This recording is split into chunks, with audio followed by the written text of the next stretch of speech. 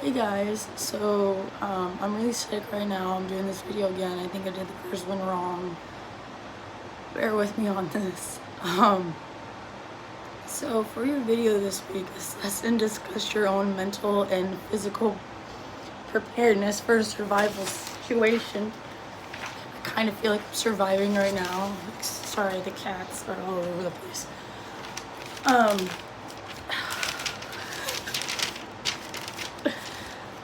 So I took notes. One of the biggest points that I have is staying calm.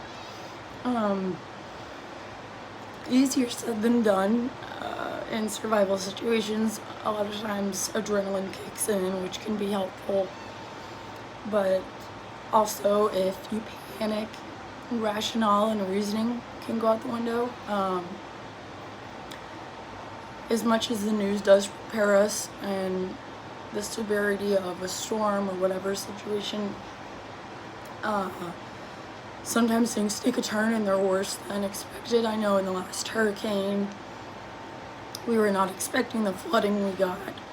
I remember opening the front door and seeing the water rising. It looked like there was a river going down my street, and definitely had family panicking, and it kind of got to a point where I had to focus on, if the water does reach the house, what are we going to do, because there's nowhere we can go.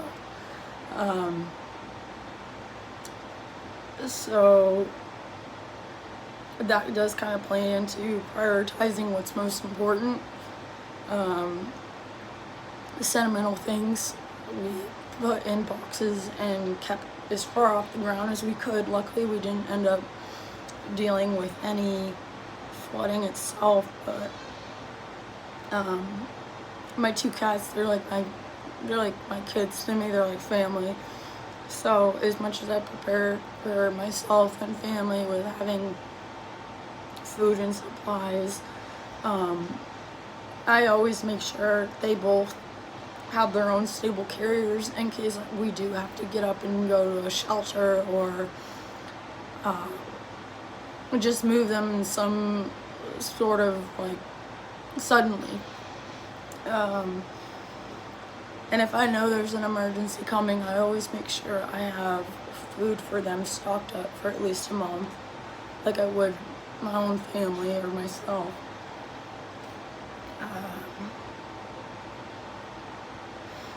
So routine, sleep, exercise, and sleep and exercise are huge. As much as I am a go with the flow person, routine is extremely important for me, whether I want to admit it or not. Sleep is something I struggle with, so that's where exercise comes in. It definitely helps with my energy. But if I don't exercise, I don't sleep. So that is huge with my routine, and a big thing that I find important is circadian rhythm. I try my best to get up at a certain time, go to bed at a certain time. Doesn't always happen, but I notice I do function and do my best.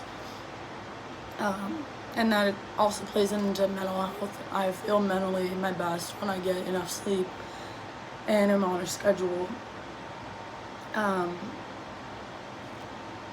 again, forcing yourself to be in a routine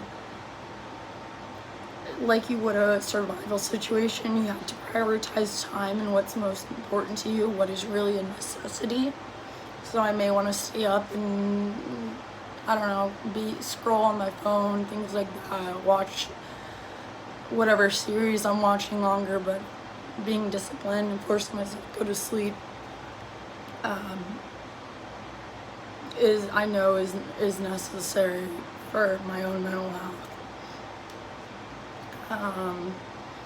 Playing into routine, I did start before I got sick. I got to day 6 and then I got sick. I started the 75 hard challenge.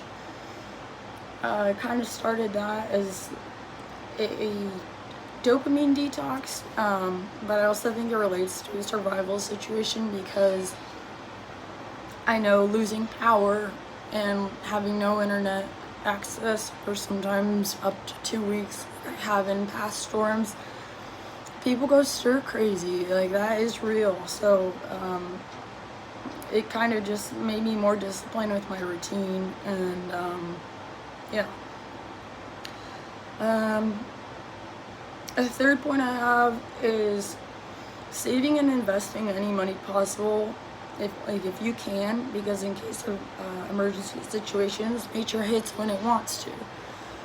I watched a close friend of mine with the last hurricane lose her entire house, everything, cars, just like most of her, a lot, everything.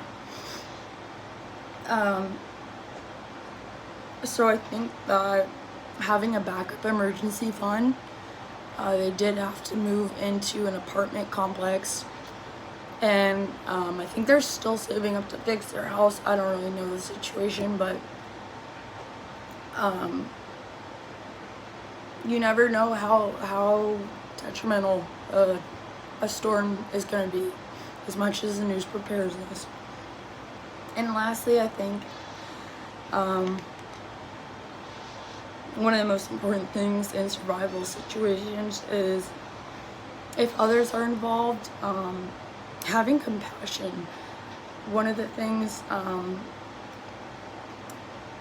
my friend, the one that I was talking about that lost her house, I actually got her a job around that time, and a year later, she had told me, she said, if you hadn't got me that job, I don't know what I would have done, because she said I was in such a mess, like emotionally and mentally, from losing everything. That meant a lot to me, and it especially now, seeing with the fires in California, I'm seeing a lot online, people saying, oh, these people are from LA, you know, they've got $1 million homes, and they can afford, you know, it's not that big of a deal. It's like, no, this is still not everything in value, not everything lost material-wise. People lose things that are like sentimental, and that's not something you can buy back. And so I think that having compassion for people in these situations, because, you know, luckily my family got lucky and we didn't lose our house, but she lived in the same exact neighborhood and she lost everything. It easily could have been my family. It could have been just as bad. So I think just one for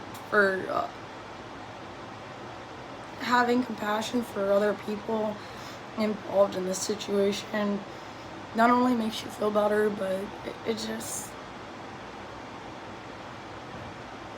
you never know when it could be yourself.